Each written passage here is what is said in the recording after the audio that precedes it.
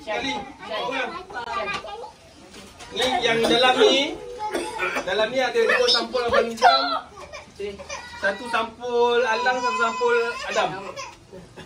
Kalau yakin dengan apa yang diorang bagi, ambil. Kalau yakin. Yang Adam tak yakin. Abang Nizam tu. Dah habis. Tadi ataupun ambil. Kamera kat sini kamera. 2 Abang Nizam, 1 Adam, 1 siapa tadi? Alang. Dua Alang lah, anak-anak Alang. Okey, kalau Alang punya okey. Anak-anak Alang. Jawab boleh jawab. Nak ambil ni sama. Ya. 12 Zizi. Kawan-kawan Anjang.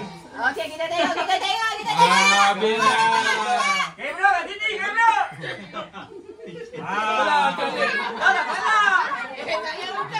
Saya buka.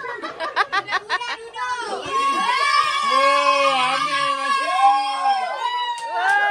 Aku rasa Amin tak terus lah. Family ni dapat semua.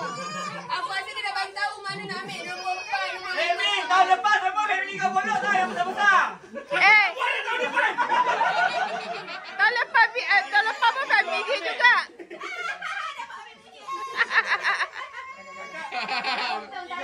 30 rumah.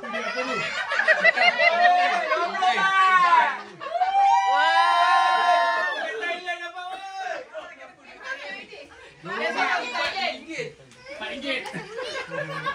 Bagi segala 100 apa? 30. Sama bagi. 20 baht kau RM5.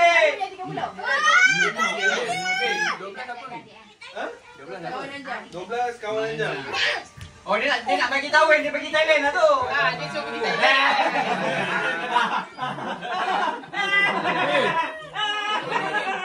RM20. Wah.